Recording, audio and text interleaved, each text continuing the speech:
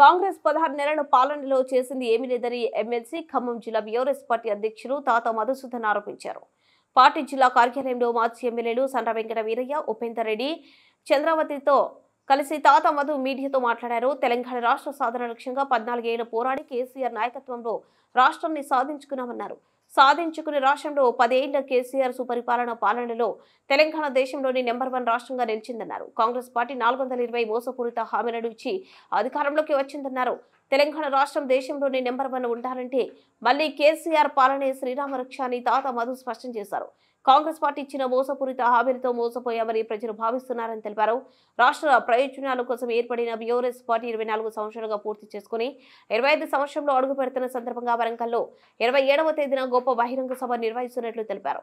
తెలంగాణ రాష్ట్రం రావాలని, తెలంగాణ బిడ్డల చిరకాల వాంఛ నెరవేరాలని అనేక దశాబ్దాలుగా అనేక పోరాటాలు తెలంగాణ బిడ్డలు చేయటం జరిగింది. మలి దశలో కేసీఆర్ గారు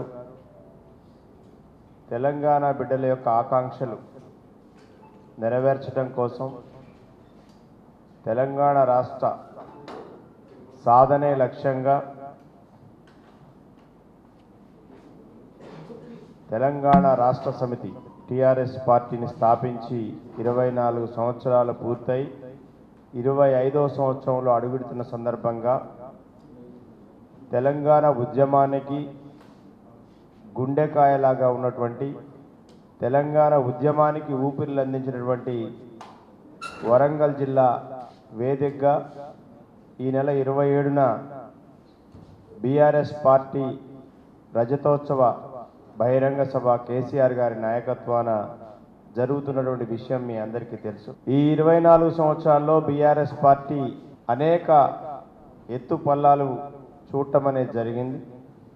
బీఆర్ఎస్ పార్టీ ఆనాడు గుప్పెడు మంది తెలంగాణ ఉద్యమకారుల చేత కేసీఆర్ గారి నాయకత్వాన జలదృశ్యంలో జెండా ఎగరవేసి తెలంగాణ రాష్ట్ర సాధనే మా లక్ష్యంగా ముందుకు సాగి 14 సంవత్సరాల పాటు ఈ రాష్ట్రంలో ఉన్నటువంటి అనేక వర్గాలని, విద్యార్థులు, యువకులు, మహిళలు, రైతులు, ఉద్యోగస్తులు, అనేక వర్గాలని, అనేక రాజకీయ పార్టీలని ఒక్కతాటి మీదకి తీసుకొచ్చి తెలంగాణ రాష్ట్ర సాధనే తన లక్ష్యంగా ప్రకటించుకొని ఎలాంటి బ్యాక్గ్రౌండ్ లేకపోయినప్పటికీ తనకు ఆర్థికంగా లేదా అంగబలం కానీ ఏ బలం లేకపోయినా ఒక్కటి చిత్తశుద్ధి, ఆశయ శుద్ధితోని కేసీఆర్ గారు ఆనాటి నుంచి అనేక రూపాల్లో తెలంగాణ పోరాటాన్ని నిర్వహించి గాంధేయ మార్గంలో ప్రపంచంలోనే ఒక గొప్ప ఉద్యమాన్ని నిర్మించి రాదనుకున్నటువంటి తెలంగాణని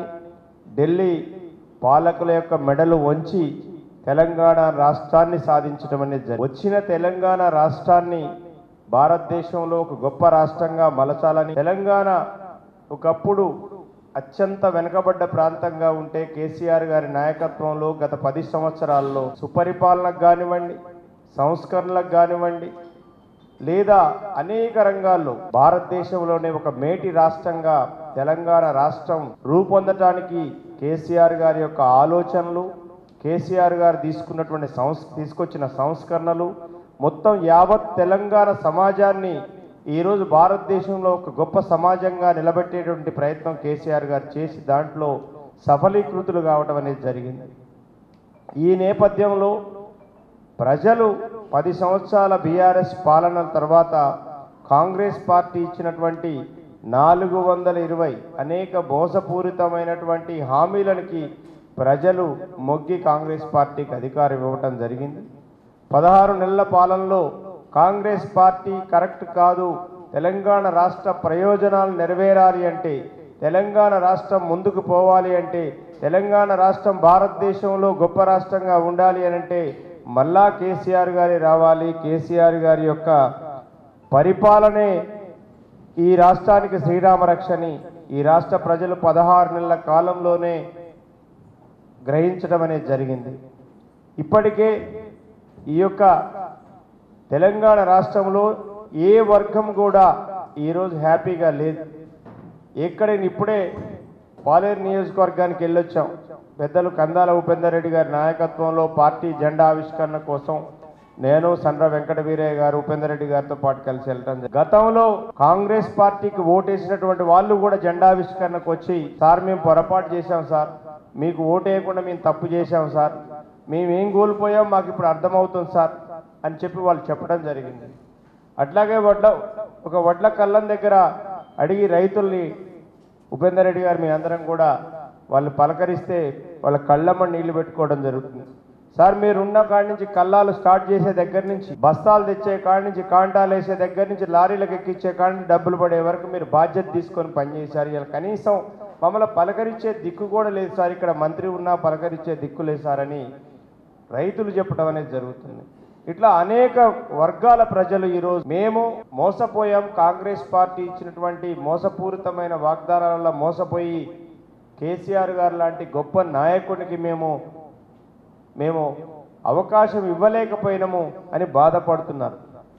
ఈ నేపథ్యంలో ఈ రాష్ట్ర ప్రజల ప్రయోజనాలు కాపాడటం కోసం ఇంటి పార్టీగా ఉన్నటువంటి, తెలంగాణ రాష్ట్రాన్ని సాధించిన పార్టీగా, తెలంగాణ ఉద్యమాన్ని తెలంగాణ రాష్ట్రం కోసం 14 సంవత్సరాల పాటు నిర్వహించిన పార్టీగా బీఆర్ఎస్ పార్టీ 24 సంవత్సరాలు పూర్తి చేసుకొని 25వ సంవత్సరంలో అడుగుతున్న సందర్భంగా కేసీఆర్ గారి నాయకత్వాన వరంగల్లో బ్రహ్మాండమైనటువంటి బహిరంగ సభ నిర్వహించడం జరుగుతుంది. ఈ బహిరంగ సభలో కేసీఆర్ గారు రాబోయే రోజుల్లో బీఆర్ఎస్ పార్టీ శ్రేణులకి దిశానిర్దేశం చేయబోతున్నారు. బీఆర్ఎస్ పార్టీ యొక్క బాధ్యత, బీఆర్ఎస్ పార్టీ కార్యకర్తల యొక్క భవిష్యత్తు కార్యాచరణ ఏ విధంగా ఉండాలో దాని మీద కేసీఆర్ గారు దిశానిర్దేశం చేయబోతున్నారు.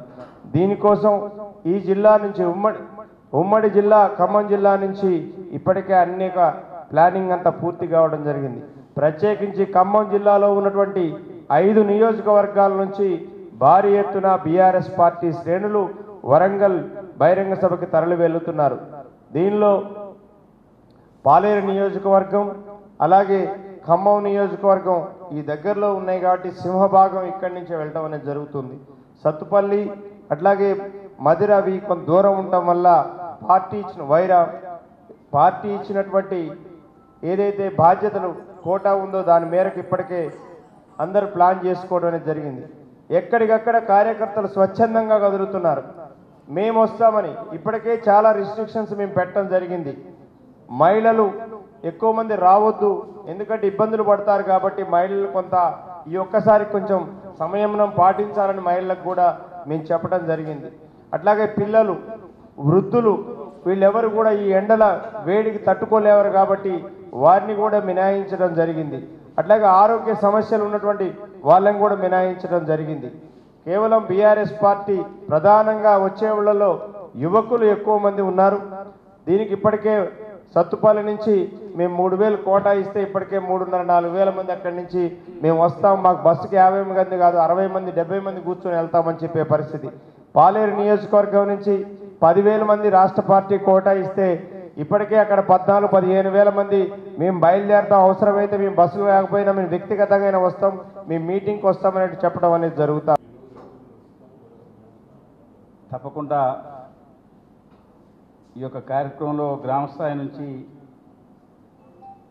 జిల్లా స్థాయి వరకు ఉన్న ప్రతి యంత్రాంగం పూర్తిగా యాక్టివ్ అయి బహిరంగ సభ జయప్రదంలో తలా ఒక పాత్రని పోషిస్తున్న ఈ సందర్భంలో అందరికీ ధన్యవాదాలు తెలియజేస్తూ, ఈ యాసంగి ధాన్యం కొనుగోలులో ప్రభుత్వం ఘోరంగా వైఫల్యం చెందింది. ఇవాళ ఏ రూట్ వెళ్ళినా కూడా ధాన్యం రాసులతో నిండిపోయి మండుటెండలో రైతాంగం దిక్కుదోసిన స్థితిలో ఒక పక్క ఆకాశంకి వెళ్ళి రెండో పక్కన ప్రభుత్వంకి వెళ్ళి చూస్తున్నారు. కానీ ప్రభుత్వం రైతులకు వెళ్ళి మాత్రం చూడట్లేదు. ఇప్పుడు పాలేరు నియోజకవర్గంలో తిరిగి వస్తున్నాం. అక్కడ మిల్లులకు కొండపల్లి తీసుకెళ్ళి 3 రోజులు అయింది, ఇప్పటివరకు దిగుమతి కాల, పట్టించుకున్న పరిస్థితి లేదు. బస్తాలు సక్రంగా రావట్లేదు. బస్తాలను ఇందిరమ్మ కమిటీలకు ఒప్పచెప్పారు. తరుగు కింటాకి 7 కేజీలు తీస్తున్నారు. 7 కేజీల తరుగు తీస్తున్నా కొంతమంది రైతులకు ఏం తిరుగుతుంలే అని ఒప్పుకున్నా కూడా మళ్ళీ ఏదో ఒక పేచి పెట్టి మిల్లుల దగ్గర ఇబ్బంది పెడుతున్న పరిస్థితి కనపడుతున్నది. ఇవాళ ఇళ్ళ ఎంపికలో ఎట్లయితే పక్షపాతంతో తప్పుడు పద్ధతిలో లబ్ధిదారులు ఎంపిక చేసి వాళ్ళ నాయకులే రోడ్డు మీదకి వచ్చిన పరిస్థితి ఉందో, బస్తాలను కూడా ఇందిరమ్మ కమిటీలకు ఒప్పచెప్పారు. ఇలా DCMSకి యంత్రాంగం లేకపోయినా ఆ పేరు మీద కొనుగోలు కేంద్రాలు ఇచ్చి కాంగ్రెస్ పార్టీ నాయకులు గ్రామాల్లో కొనుగోలు కేంద్రాలు నడుపుతున్నారు. IKP సెంటర్లను వాళ్ళ నియంత్రణలో పెట్టుకుని మేము చెప్పిన వాళ్ళకి బస్తాలు వేయండి, మేము చెప్పిన వాళ్ళకి కాటాలు వేయండి అని చెప్పే ఒక తప్పుడు పద్ధతి గతంలో ఎన్నడూ లేని విధంగా ఇవాళ వరి ధాన్యం కొనుగోలులో రాజకీయ జోక్యం ఎక్కువై గ్రామస్థాయి నాయకత్వం మా ఇంటికి వస్తే తప్ప మేము బస్తాలు ఇవ్వాలనే పరిస్థితిలో ఇవాళ రైతాంగాన్ని ఒక దిక్కుదేశని స్థితికి నెట్టివేసిన స్థితి ఇలా ఖమ్మం జిల్లాలో కనపడుతుంది. మేము జిల్లా కలెక్టర్ గారికి కూడా చెప్పాం. ఈ వేదిక ద్వారా జిల్లాలో 3 మంత్రులు ఉన్నారు. దయచేసి మీరు ఇప్పటికే రైతు బంధు వేయలే, రుణమాఫీలో ఫెయిల్ అయ్యారు, కనీసం రైతు సొంతంగా పట్టించుకున్న దానినైనా కొనుగోలు మీద దృష్టి పెట్టండి. ఇప్పటివరకు ఒక సమీక్ష చేయలే. ఇప్పటివరకు ధాన్యం కొనుగోలు మీద సమీక్ష లేదు. కల్లూరు మండలం పులయబంజర్ ఒక కొనుగోలు కేంద్రంలో 1,00,000 బస్తాలు ఉన్నాయి ఇప్పటికి. ఈరోజు మీరు ఏ రూట్ అయినా వెళ్ళి చూడండి, చాలా ఘోరమైన పరిస్థితి. మరి ఇది జూన్ పడుతుందో జూలై పడుతుందో అసలు ఈ ఒడ్లు కొంటారో కొనరో అనే ఒక ఆవేదనలో రైతాంగం ఉన్నారు. కొన్న ఓట్లు కూడా 4 రోజులు అయితే తప్ప కూడా డబ్బులు పడట్లే అకౌంట్స్లో. మళ్ళీ అదొక ప్రాబ్లం ఉంది. ముందు వేసిన వాళ్ళకి డబ్బులు పడట్లే, ధాన్యం రాసులు మొత్తం రోడ్ల మీద ఉన్నాయి, కొనే పరిస్థితి లేదు, బస్తాలు సక్రంగా ఇచ్చే పరిస్థితి లేదు, మిల్లర్స్ మీద దృష్టి లేదు. దయచేసి మేము యంత్రాంగానికి విజ్ఞప్తి చేస్తున్నాం, తక్షణమే రైస్ మిల్లర్స్కు కొనుగోలు కేంద్రాలకు అనుసంధానం చేయండి. బస్తాలని రాజకీయ జోక్యం లేకుండా బస్తాల్లో ఏ అధికారి అయితే ఆ కొనుగోలు కేంద్రం నియంత్రణ ఉన్నానో ఆ అధికారికి ఇవ్వండి. కొనుగోలు కేంద్రానికి ధాన్యం వస్తే వాళ్ళకి సీరియల్ నెంబర్ వేసి బస్తాలు ఇచ్చే కల్చర్ ఉండే, ఇలా రకంగా లేదు.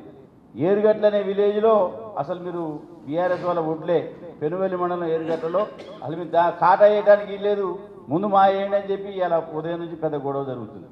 అది లాస్ట్ ఇయర్ కూడా అదే పరిస్థితి. అది మళ్ళీ కలెక్టర్ గారి దృష్టికి తీసుకెళ్ళి లాస్ట్కి కాటా వేసిన పరిస్థితి ఉంది. ఎందుకు ఎన్నడూ లేని ఈ తప్పుడు పద్ధతిలో ఈ దుష్ట కల్చర్ శక్తుల్ని, ఈ యొక్క తప్పుడు పద్ధతులు మీరు ఎందుకు అలవాటు చేస్తున్నారు? కొనుగోలు విషయంలో ధాన్యం కొనుగోలు రాజకీయాలు ఎందుకు? ఇక్కడ ఇందిరమ్మ కమిటీల పాత్ర ఏం అవసరం వచ్చింది? అసలు మీరు బస్తాలు వాళ్ళకి ఎందుకు ఇస్తున్నారో సమాధానం చెప్పాల్సిన అవసరం ఉన్నది. ఇప్పటికైనా యంత్రాంగం సొసైటీల మీద నియంత్రణ పెట్టండి. DC వాళ్ళు అదేవిధంగా కింది స్థాయి మరి సిబ్బంది మీద నియంత్రణ పెట్టండి. అదేవిధంగా IKP సెంటర్ల DRDA వాళ్ళని మీరు కోఆర్డినేట్ చేయండి. ధాన్యం బస్తాలు నేరుగా రైతులకు ఇచ్చే విధంగా, ఎవరి ధాన్యం అయితే ముందు మీ నాణ్యతా ప్రమాణాలకు లోబడి వచ్చిందో వాళ్ళకి మీరు బస్తాలు